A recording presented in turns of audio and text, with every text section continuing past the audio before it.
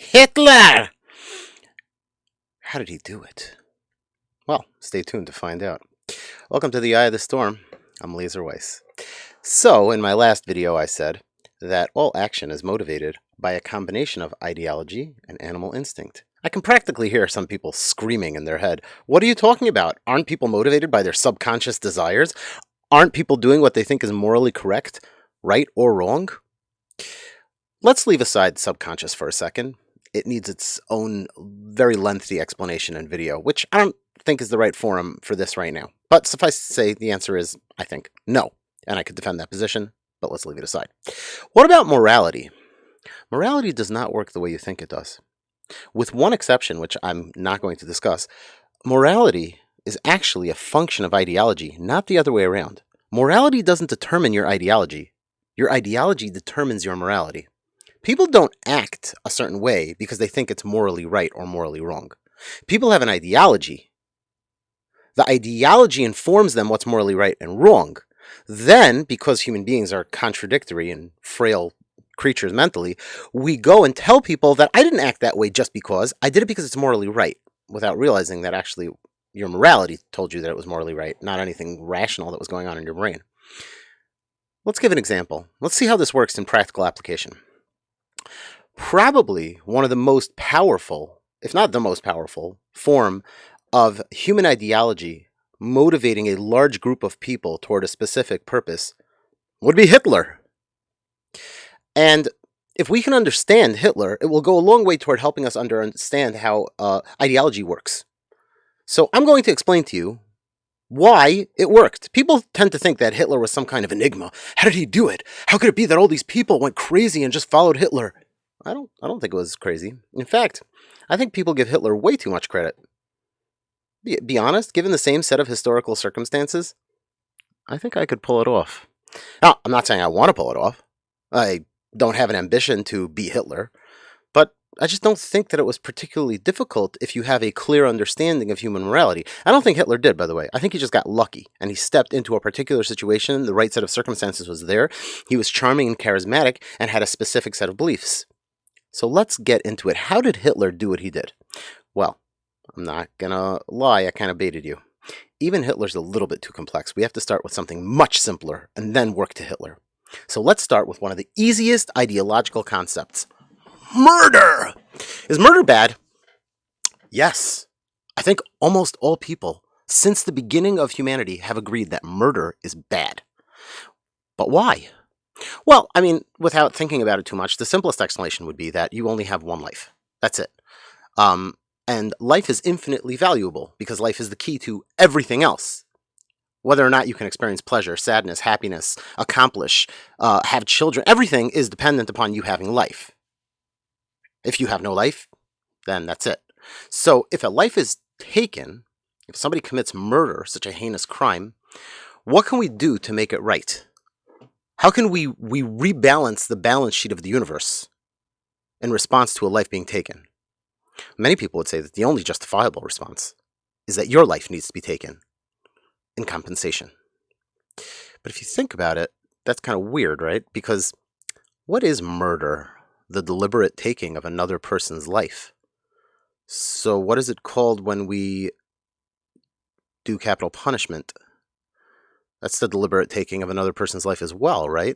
Well, so the answer is, of course, that if your ideology says that the only possible way for a life to be balanced out, or the taking of a life to be balanced out, is for another life to be given in exchange. If that is an ideological belief that you have in your head, simply the universe cannot, it would not be fair. If a life was taken and another life was not given in response, it would almost be like the life that was taken for free, right? Because again, life can never be untaken. Once the life was taken, it's gone forever, right? If a life is not taken in exchange, that, like, let's say we say, oh, well, we'll lock you up. Again, locking you up, but you still have life. You still have the infinite key to everything. It doesn't matter how locked up or how restricted you are, you're still alive. So the only thing that can repay the taking of a life is the taking of a life. right? And once that ideological concept is firmly embedded in my brain, if I believe in that notion, if I accept that completely and fully, then, oops, you know what I'm going to say? I'm going to say, so capital punishment is not actually immoral. Why not? Well, because murder, the deliberate taking of another person's life, is a specific negative connotation act. Or the word, rather, has a specific negative connotation. It's the act of taking a life freely, so to speak. You took it for nothing. When I take your life as an executioner, I didn't take it for free.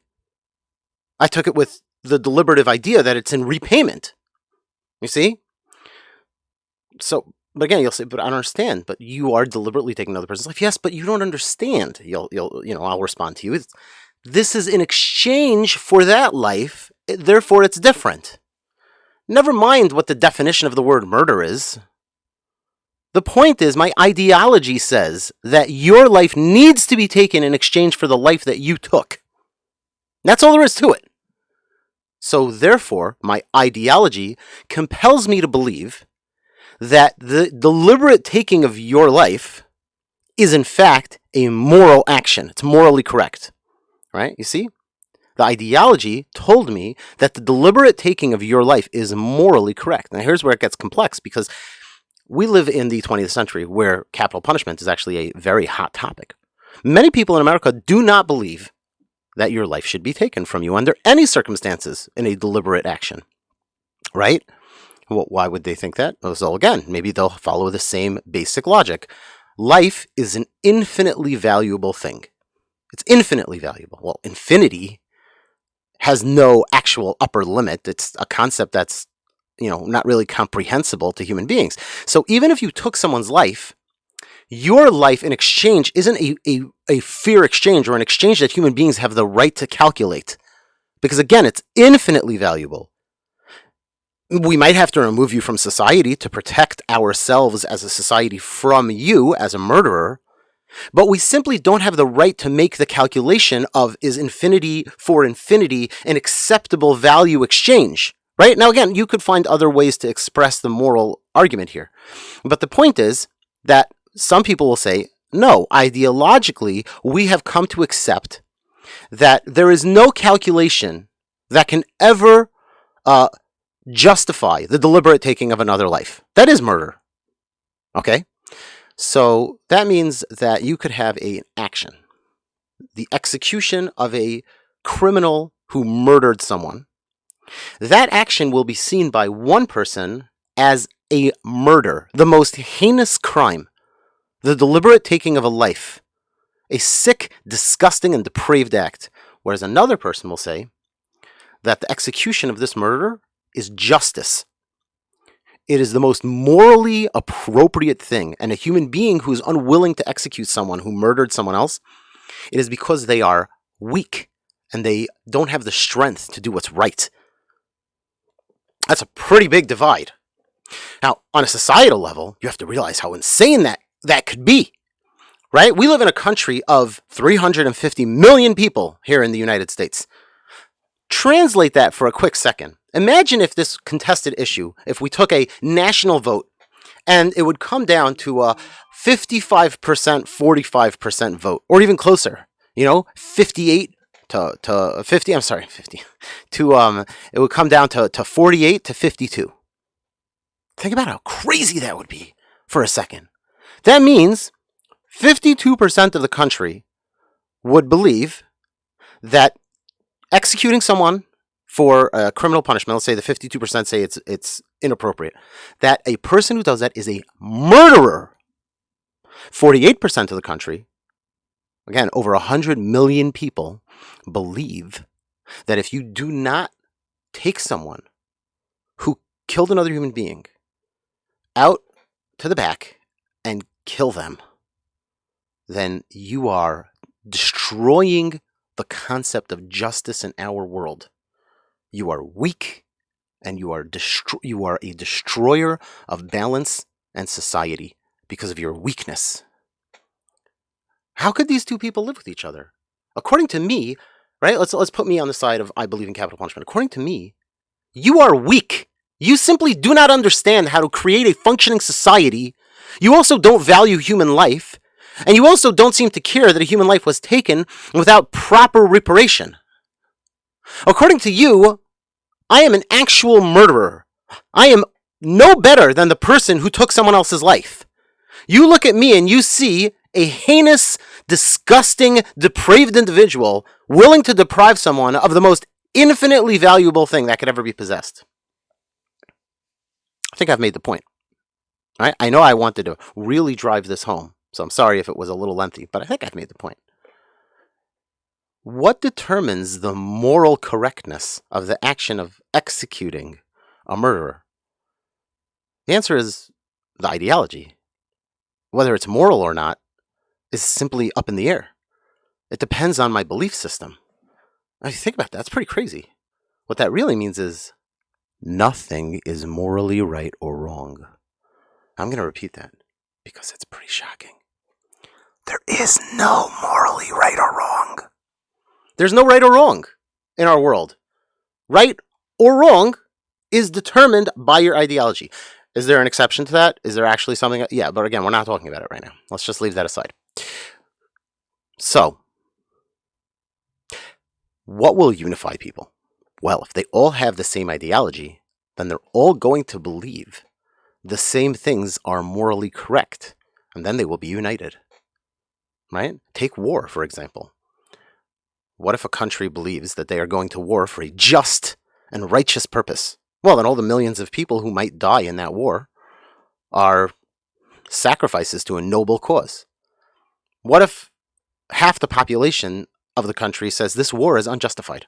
We had no right to go into that country and carry out the war that we did. Well, then they believe that the army of their country that they are living in is murderers. Again, heinous, depraved individuals who are sick and mentally deranged and therefore went and murdered other human beings. Right? That's not a small, that's like a big divide. And I don't really know how you would find compromise in there, to be honest. Now, you might say, wow, that's sounding really dangerous. But of course, the question is, how did we get here? Right? This is starting to sound a little bit like America. How did we get here? So again, now we're going to go back and we're going to talk about Hitler. Let's examine how Hitler came to power. And again, I want to repeat what I said. You could be Hitler if you really wanted to and you really tried hard enough. Although, I think you have to have a specific set of historic circumstances. But the point remains, you should dream big if you really want to. All right. So, if you're interested in discovering how to become Hitler, please watch my next video. I'm excited to tell you. In fact, I'm trying to title it, You Too Can Be Hitler, a tutorial. But in all seriousness, please, if you like this video, hit the like button. Please leave a comment, especially if you want to ask me about anything, and I will try and engage you if it's respectful. And if you think that other people could benefit from this, please share it. And of course, I'll see you next time. This is the Eye of the Storm, and I'm Laser Weiss.